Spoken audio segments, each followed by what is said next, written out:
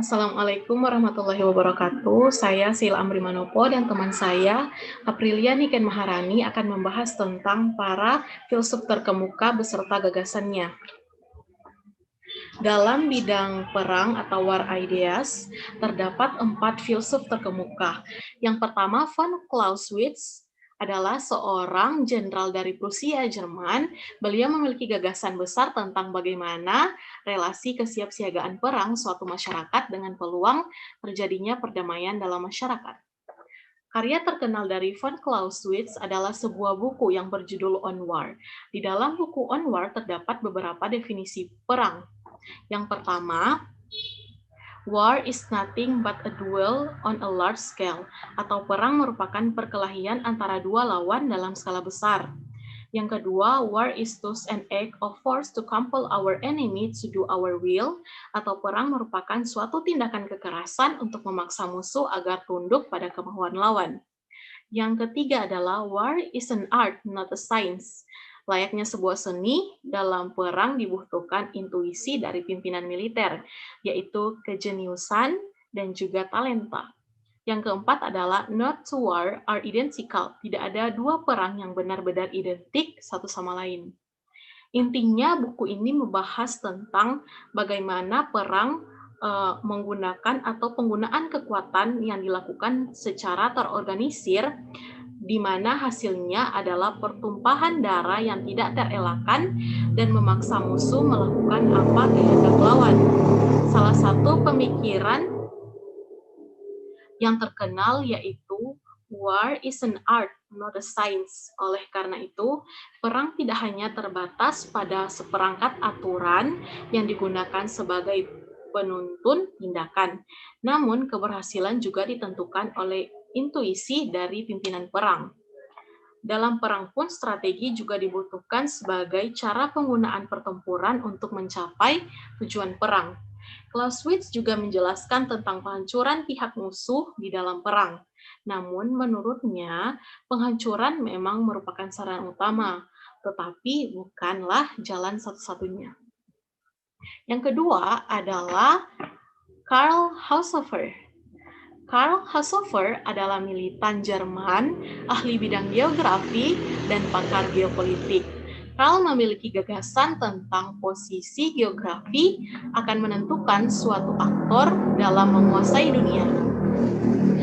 Karl juga mengakui tentang konsep strategis teori Heartland yang dikemukakan oleh ahli geopolitik Inggris, Halford Mackinder. Teori Heartland sendiri mempunyai arti siapapun yang bisa menguasai Heartland, maka ia akan mampu untuk menguasai dunia. Teori Heartland atau teori daerah inti adalah sebuah teori politik di mana dalam teori ini dunia diklasifikasikan menjadi 3 secara geografis, yaitu pertama, pulau dunia yang terdiri atas daratan yang menggabungkan benua Eropa, Afrika, dan juga Asia. Yang kedua adalah pulau lepas pantai yang terdiri atas kepulauan Inggris dan Jepang. Dan ketiga adalah pulau luar yang terdiri atas benua Amerika dan juga benua Australia. Daerah inti yang dirujuk dalam teori ini terletak di pulau dunia, yaitu daerah antara Sungai Volga hingga Sungai Yangtze, serta antara pegunungan Himalaya hingga Samudra Arktik. Menurut teori Heartland, penguasaan daerah inti merupakan langkah awal untuk penguasaan pulau dunia, dan kemudian dunia secara keseluruhan. Yang ketiga ada Nicolaas Spykman. Nicolaas Spykman adalah seorang geostrategiawan Belanda Amerika yang memiliki gagasan besar tentang kemampuan mengelola laut. Menurutnya, siapa yang menguasai laut, aktor tersebut memiliki posibilitas untuk menguasai dunia. Nicolaas Spykman juga terkenal dengan teori Rimland atau teori daerah batasnya, yaitu teori wawasan kombinasi yang menggabungkan antara kekuatan darat, laut, dan udara. Dalam pelaksanaan teori ini disesuaikan dengan keperluan dan kondisi suatu negara. Teori ini bertentangan dengan teori Heartland atau teori daerah inti. di mana menurutnya siapa yang menguasai Rimland akan mengontrol Eurasia. Dan siapa yang mengontrol Eurasia, dia akan menguasai dunia. Yang kedua, daerah Rimland termasuk Asia Kecil, Arab, Iran, Afghanistan, Asia Tenggara, Cina, Korea, dan Siberia Timur, kecuali Rusia.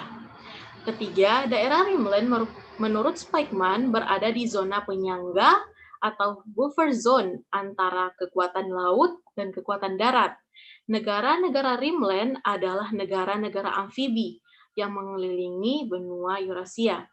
Yang keempat, karakteristik utama Rimland adalah wilayah menengah, terletak di antara jantung dan kekuatan laut.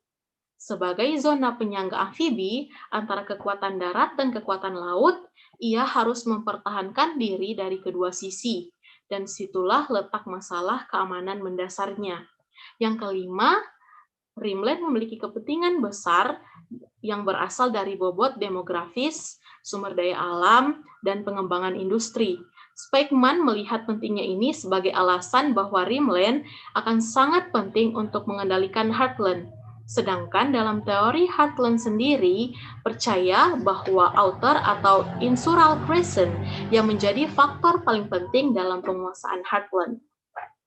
Yang keempat adalah Thucydides. Thucydides adalah sejarawan Yunani yang menulis dan penulis dari Alimos, sebuah daerah di wilayah Yunani.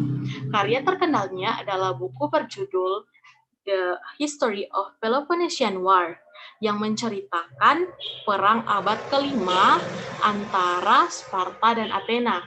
Beliau juga dijuluki sebagai bapak sejarah ilmiah karena standar yang sangat ketat tentang bukti pengumpulan dan analisis dalam hal sebab dan akibat tanpa mengacu pada intervensi pada dewa dan pada dewi seperti buku-buku sejarah lainnya dari era yang sama. Ia juga disebut sebagai ayah dari sekolah realisme politik yang memandang hubungan antara bangsa lebih berlandaskan kepada kekuatan daripada kebenaran. Buku The History of the Peloponnesian War hingga kini menjadi buku teks di perguruan tinggi militer. Sejarah perang antara Athena dan Sparta ini melahirkan gagasan model pola pencegahan perang secara produktif dan tidak menimbulkan problem kemanusiaan secara besar.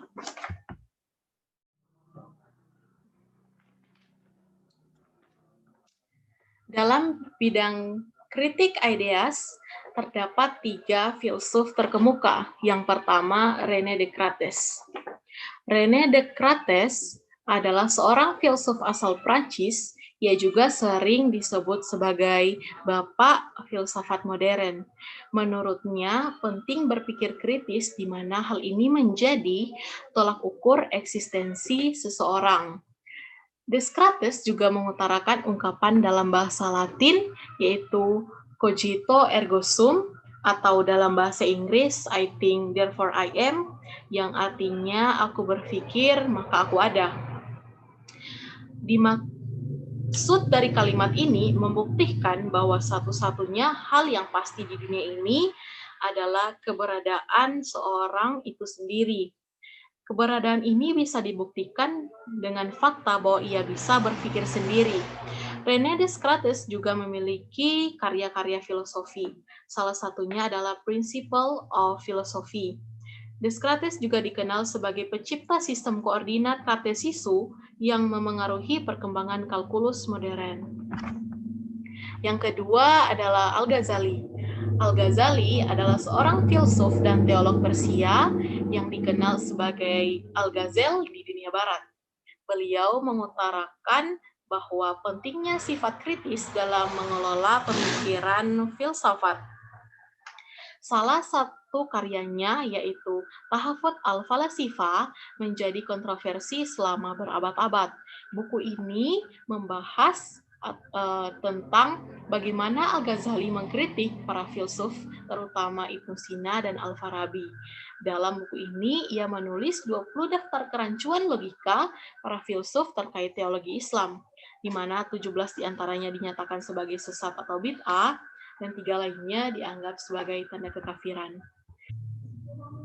Yang terakhir ada Confucius. Confucius, jangan buka maktipin ada. Yang terakhir ada Confucius. Confucius adalah seorang guru atau orang bijak yang terkenal dan juga seorang filsuf dari Tiongkok. Beliau menganggap bahwa pentingnya manajemen dalam pendidikan. Salah satu karyanya adalah The Analyst of Confucius. Buku The Analyst of Confucius adalah buku kuno yang terdiri dari kumpulan besar ucapan dan ide yang dikaitkan dengan filsuf Cina Confucius oleh pengikut Confucius dan orang-orang sezamannya, yang secara tradisional diyakini telah disusun dan ditulis oleh pengikut Confucius sendiri. Confucius percaya bahwa kesejahteraan suatu negara bergantung pada pembinaan moral rakyat, dimulai dari kepemimpinan bangsa. Ia juga mengajarkan bahwa rasa kebajikan seorang penguasa adalah prasyarat utama untuk kepemimpinan. Tujuan utamanya adalah mendidik murid-muridnya untuk menghasilkan orang-orang yang dibudidayakan secara etis yang akan membawa diri mereka dengan gravitasi, berbicara benar, dan menunjukkan integritas yang sempurna dalam segala hal. Confucius memiliki gagasan tentang betapa pentingnya manajemen pendidikan.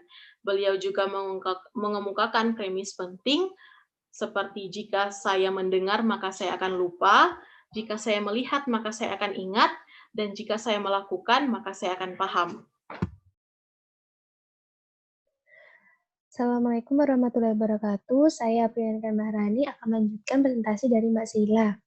Yang pertama tentang political ideas. Tokoh yang pertama yaitu Imam Mawardi. Muslim bermadzhab Syafi'i yang berperan besar dalam pengelolaan masyarakat pada masa Khalifah Abbasiyah. Gagasannya mewarnai tata kelola pemerintahan yang efektif.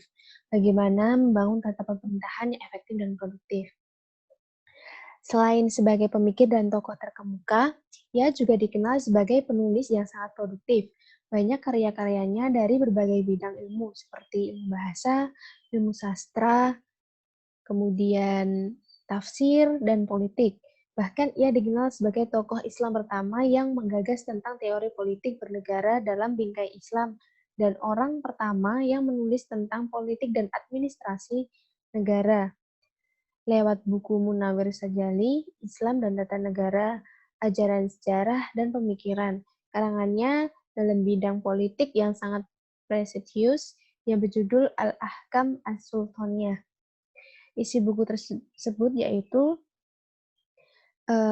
memuat hukum-hukum yang sangat dibutuhkan oleh para penguasa, khususnya khalifah dan jajarannya. Selain dibutuhkan oleh aparatur, pemerintah sebagai rujukan untuk menjalankan tugas dan kewajiban mereka juga menjadi pegangan masyarakat untuk mengetahui hak dan kewajiban para penguasa. Selanjutnya, Ibnu Khaldun.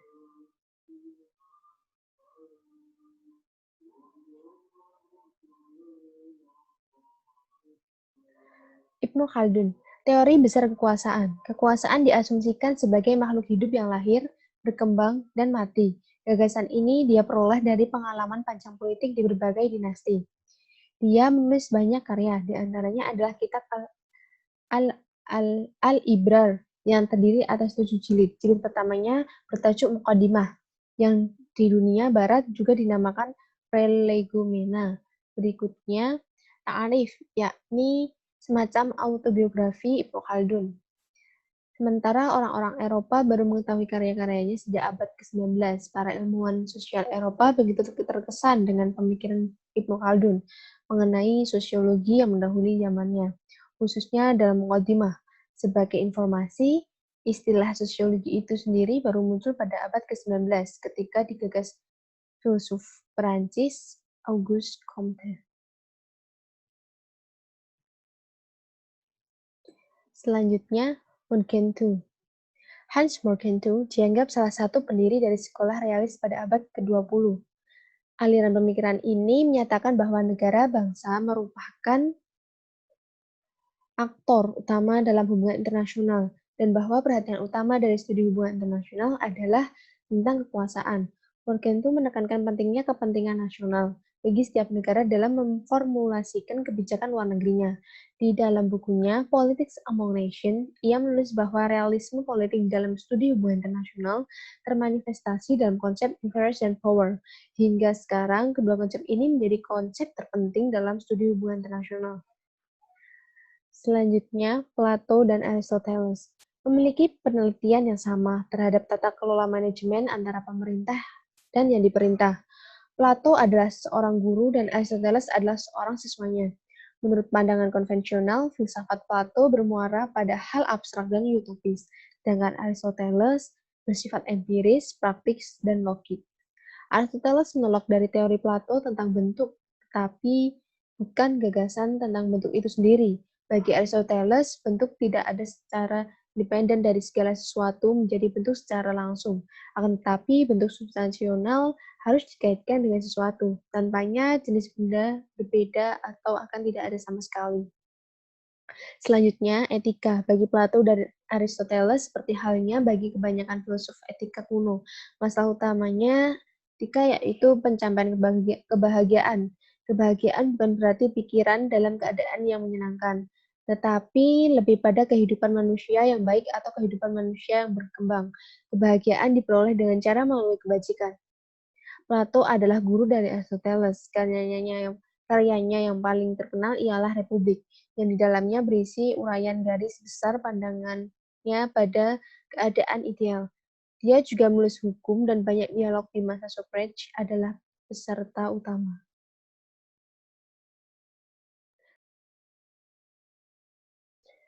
Untuk yang kedua yaitu Science Ideas. Tokoh yang pertama yaitu Imam Ahmad bin Hanbal. Merupakan imam mazhab yang dikenal dengan mazhab Hanbal. Beliau menulis buku kitab hadis yang masih dipelajari sampai sekarang. Merupakan salah satu imam mazhab dalam fikih Islam. Mazhabnya dikenal dengan nama Mazhab Ahmad bin Hanbal atau Mazhab Hambali. Imam yang dikenal sebagai pakar fikih, hadis, dan teologi dalam Islam.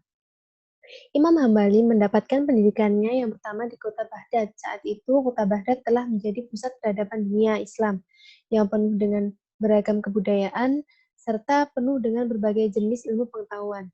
Di sana tinggal para qori, ahli hadis, para sufi, ahli bahasa, filsuf, dan sebagainya. Ia menaruh perhatian yang sangat besar pada ilmu pengetahuan. Dengan tekun, ia belajar hadis, bahasa, dan administrasi. Imam Hambali juga banyak menimba ilmu dari sejumlah ulama, para fuqaha besar. Kitab Al-Musnad termasuk kitab termasyhur dan terbesar 21 yang disusun pada periode kelima perkembangan hadis, abad ketiga Hijriah. Kitab ini melengkapi dan menghimpun kitab-kitab hadis yang ada sebelumnya, dan merupakan satu kitab yang dapat memenuhi kebutuhan muslim dalam hal agama dan dunia. Seperti halnya ulama-ulama abad ketiga semasanya, Ahmad menyusun hadis dalam kitabnya secara musnad. Hadis-hadis yang terdapat dalam musnad tersebut tidak semua riwayat Ahmad, sebagian adalah merupakan tambahan dari putranya, Abdullah, dan tambahan dari Abu Bakar Al-Qati. Selanjutnya adalah Ibnu Sina. Ibnu Sina merupakan pemikir politik kedokteran yang sekarang menjadi referensi penting dalam dinamika pengelolaan kedokteran. Karyanya mengilhami pengelolaan manajemen FK modern. Dalam bidang politik, merupakan pemikir yang sangat monumental. Gagasannya adalah bahwa pentingnya pemimpin politik berasal dari kalangan cerdik, cendekiawan.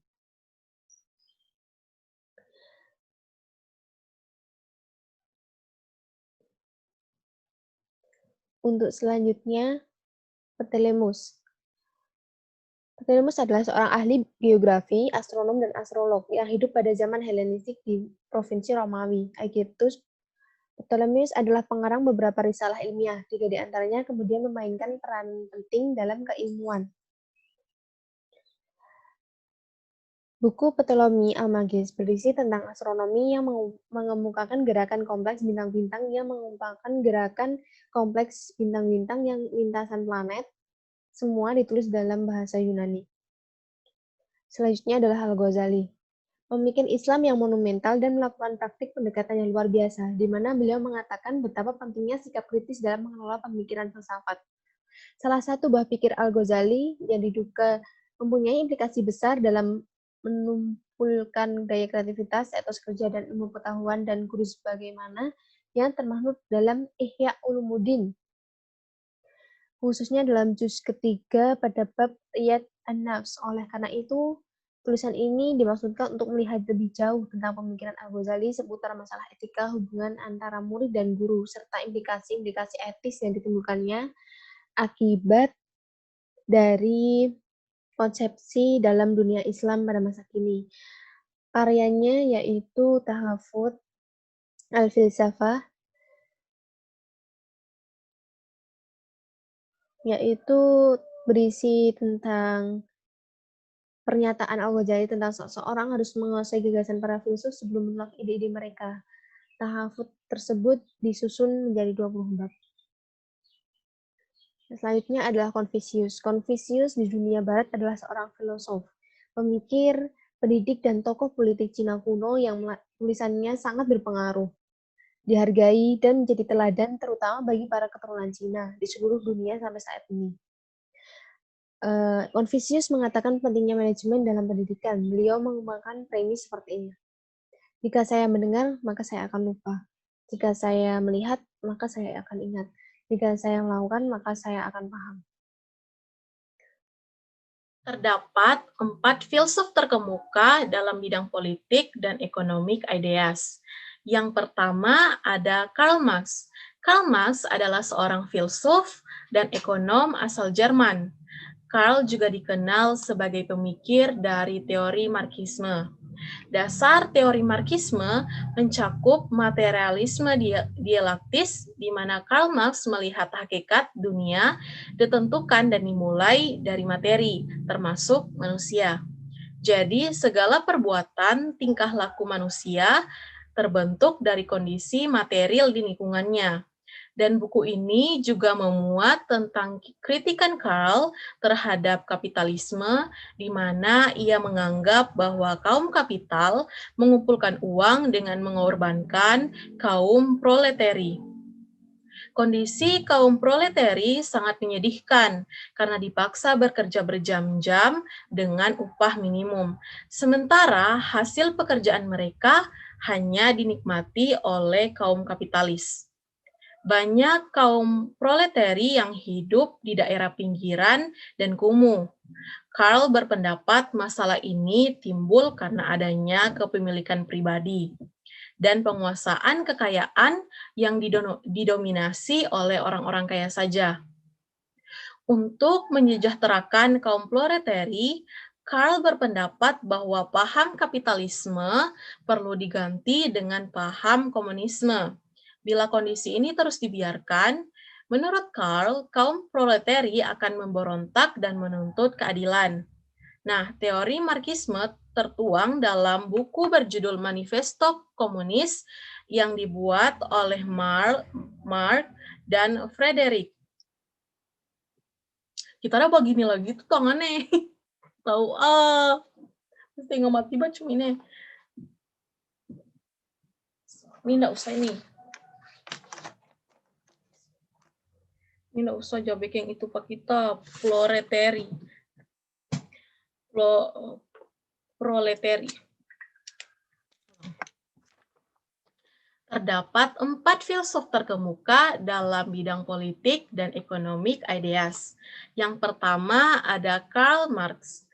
Karl Marx adalah seorang filsuf dan ekonom asal Jerman. Karl juga dikenal sebagai pemikir dari teori Marxisme. Dasar teori Marxisme mencakup materialisme dialektis, di mana Karl Marx berpendapat bahwa hakikat di dunia ini ditentukan dan dimulai dari materi, termasuk manusia. Jadi, segala perbuatan dan tingkah laku manusia terbentuk oleh kondisi material di lingkungannya.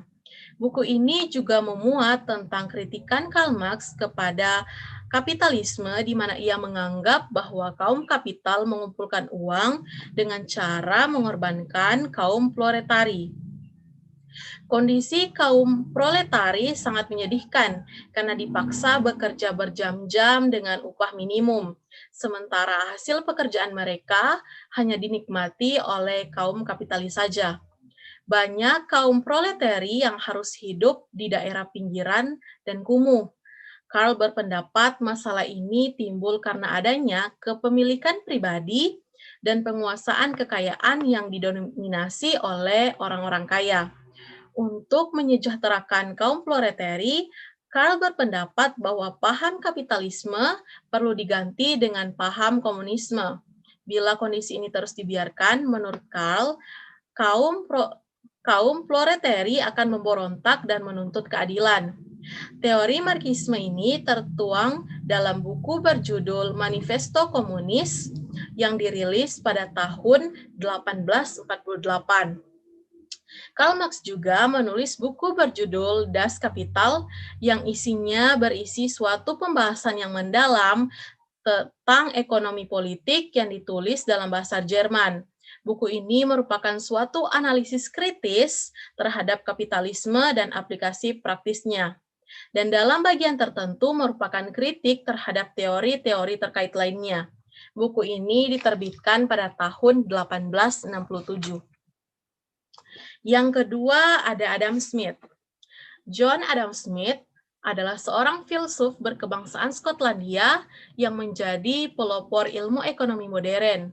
Karyanya yang paling terkenal adalah buku berjudul An Inquiry in the Nature and the Causes of the Wealth of the Nation, atau disingkat The Wealth of the Nation, yang diterbitkan pada tahun 1776. Buku ini memberikan gambaran tentang bangsa-bangsa, khususnya Eropa, yang kaya-kaya dan sejahtera. Dia juga menjelaskan apa yang menjadi sumber kekayaan bangsa-bangsa pada saat itu, yaitu uang, emas, dan logam mulia. Pandangan ini diruntuhkan oleh karya Adam Smith, di mana menurutnya kekayaan bangsa-bangsa ditentukan oleh jumlah seluruh nilai produksi barang dan jasa yang dapat diperjualbelikan, yang kemudian kita kenal dengan produk domestik bruto. Teori yang dikembangkan dalam buku ini juga menjadi semacam landasan dari kebijakan teori pasar bebas, karena di dalamnya dikemukakan bahwa peran campur tangan pemerintah dalam urusan perekonomian harus dibatasi. Pembatasan itu sedemikian rupa hingga perekonomian berjalan dengan dikendalikan oleh tangan-tangan tak terlihat, menurut istilah Adam Smith, yang tak lain adalah mekanisme tarikan permintaan dan penawaran yang sering disebut dengan mekanisme pasar. Yang ketiga ada Kautilya. Kautilya atau Chanakya dianggap sebagai pelopor ilmu politik dan ekonomi di India. Di dunia barat, dia dijuluki Machiavelli India. Kautilya adalah penulis dari Arthasastra.